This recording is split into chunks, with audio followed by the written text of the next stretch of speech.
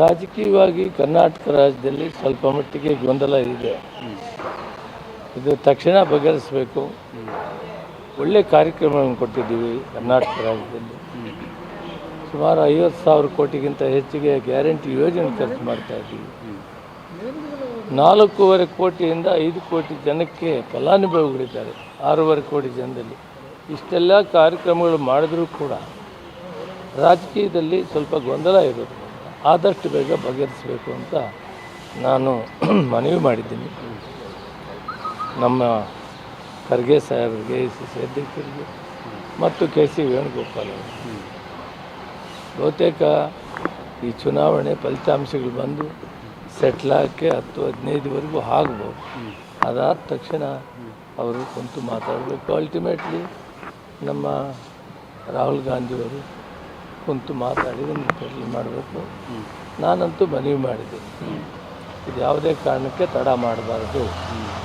ಒಳ್ಳೆ ಕಾರ್ಯಕ್ರಮಗಳು ಕೊಟ್ಟು ಇಷ್ಟೆಲ್ಲ ನಾವು ಸಹಾಯ ಮಾಡಿ ಈ ವಿಷಯದಲ್ಲಿ ಬರೀ 2.5 ವರ್ಷ ಆದಮೇಲೆ ಬದಲಾವಣೆ ಮಾಡ್ತಾರೆ ಅನ್ನೋ ಮಾತುಗಳು ಮಾತಾಡಿ ಮೇ ಅಂತ್ಯದೊಳಗಡೆ ಈ ಗೊಂದಲ ಇತ್ಯರ್ಥ ಆಗ್ಬೋದು ಅಂತ ನಿಮ್ಗೆ ಅನ್ಸೋದು? ಮೇ ಅಂತ್ಯದೊಳಗೆ ಖಂಡಿತವಾಗಿ ಆಗ್ತದೆ, ಬಯಸಲಾಗ್ತದೆ. ಮುಖ್ಯಮಂತ್ರಿ ಸಿದ್ದರಾಮಯ್ಯನವರೇ ಇರ್ಬೋದು ಅಥವಾ ಅವರು ಬದಲಾವಣೆ ಮಾಡೋದೇನಾದರೂ ನಿರ್ಣಯ ಮಾಡಿದರೆ ಅದನ್ನು ಅವರು ಹೈಕಮಾಂಡ್ ತೀರ್ಮಾನ ಮಾಡ್ತಾರೆ. ನಿಮ್ಗೆ ಈ ಹಂತದಲ್ಲಿ ಏನು ಅನಿಸುತ್ತೆ ಸರ್? ಈಗ ಮುಖ್ಯಮಂತ್ರಿ ಬದಲಾವಣೆ ಆಗಬೇಕಾ ಆಗಬಾರ್ದಾ ಅನ್ನುವಂಥದ್ದು ಹೈಕಮಾಂಡ್ಗೆ ನಾವು ನಾವು ಅದನ್ನೇನು ಹೇಳೋದು. ಮುಖ್ಯಮಂತ್ರಿ ಸಿದ್ದರಾಮಯ್ಯನವರು ಒಳ್ಳೆ ಕಾರ್ಯಕ್ರಮ ಮಾಡ್ತಾ ಇದ್ದಾರೆ, ಅದರ ಬಗ್ಗೆ ಏನಿಲ್ಲ. ಈಗ ಅವರು ಹಿಂದೆ ಏನಾದರೂ ಮಾತಾಡಿದ್ದಿದ್ರೆ ಅದನ್ನು ಹೈಕಮಾಂಡ್ ಗೊತ್ತಿದೆ, ಅವರು ತೀರ್ಮಾನ ಮಾಡಿ. ಈಗ ಭಾಳಷ್ಟು ಜನ ಹಿರಿಯ ಶಾಸಕರು ಮಂತ್ರಿ ಸ್ಥಾನ ಸಿಗಬೇಕು ಅನ್ನುವಂಥ ನಿಟ್ಟಿನಲ್ಲಿ ಮೊನ್ನೆ ಬಂದು ವರಿಷ್ಠರನ್ನು ಭೇಟಿಯಾಗಿ ಹೋಗಿದ್ದಾರೆ. 40ಕ್ಕಿಂತ ಹೆಚ್ಚು ಜನ ಇದ್ದೀವಿ, ನಮ್ಮನ್ನು ಸಚಿವರು ಮಾಡಿ ಅಂತ.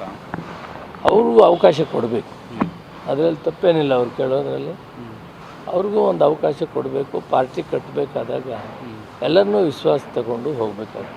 ಸರ್ ಏನು ಹೇಳ್ತಾರೆ ಸರ್? ರಾಹುಲ್ ಗಾಂಧಿಯವರು ಭಾಳ ವಿಳಂಬ ಮಾಡ್ತಿದ್ದಾರೆ ಅಂತ ಅನಿಸುತ್ತಾ? ಹೇಗೆ ಇದು? ಚುನಾವಣೆಗಳು ಬಂದಿದೆ, ಚುನಾವಣೆದು ಎಲ್ಲನೂ ಪ್ರಕ್ರಿಯೆ ಮುಗಿದಿದೆ. ಈಗ ರಿಸಲ್ಟ್ಸ್ ಕಾಯ್ತಾರೆ. ರಿಸಲ್ಟ್ ಆದಮೇಲೆ ಇದು ಫೈಸಲ್ ಮಾಡ್ತಾರೆ. ಈಗ ಪೆಟ್ರೋಲಿಯಂ ಮಿನಿಸ್ಟ್ರಿಗೆ ನಾವು ಮನವಿಯನ್ನು ಮಾಡಿದ್ದೇವೆ. ಯಾಕಂದರೆ ಪೆಟ್ರೋಲಿಯಂ ವಿಷಯದಲ್ಲಿ ಹೆಚ್ಚಿಗೆ ಉಪಯೋಗಿಸೋರು ಕರ್ನಾಟಕ ರಾಜ್ಯ. ಈ ದೇಶದಲ್ಲಿ 2ನೇ ಅತ್ಯಂತ ಟ್ಯಾಕ್ಸ್ ಜಾಸ್ತಿ ಕೊಟ್ಟವರು, GST ಕೊಡೋರು ಕರ್ನಾಟಕ ರಾಜ್ಯ. ಅಲ್ಲಿ ಉಪಯೋಗಿಸ್ತಾರೆ. ಕಮರ್ಷಿಯಲ್ದಂತೂ ಬಹಳ ಕಷ್ಟ ಆಗಿದೆ. ಹೋಟ್ಲು ಮಾಲೀಕರು ಕಷ್ಟದಲ್ಲಿದ್ದಾರೆ. ಮತ್ತು ಪ್ರೈವೇಟ್ ಆರ್ಗನೈಜೇಷನ್ಸ್ಗೆ ಇವರು 50% ಕೊಟ್ಬಿಟ್ಟಿದ್ದಾರೆ.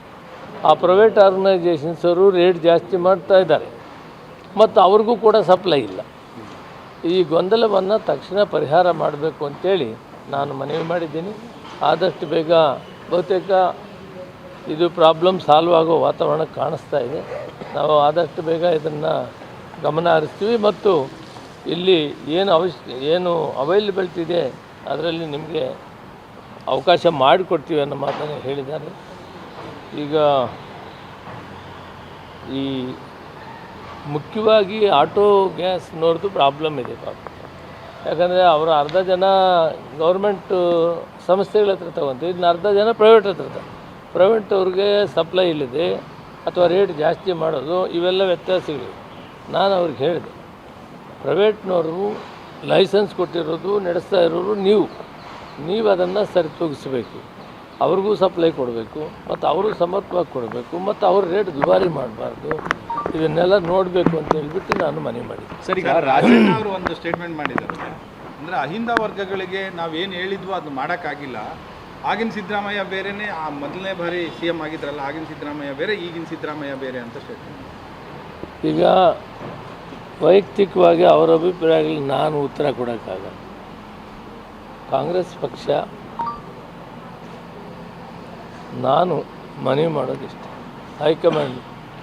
ನಾನು ಕೂಡ ಹತ್ತಿರದಿಂದ ಸುಮಾರು ಇಲ್ಲಿ 20-30 ವರ್ಷ ಇದ್ದೆ.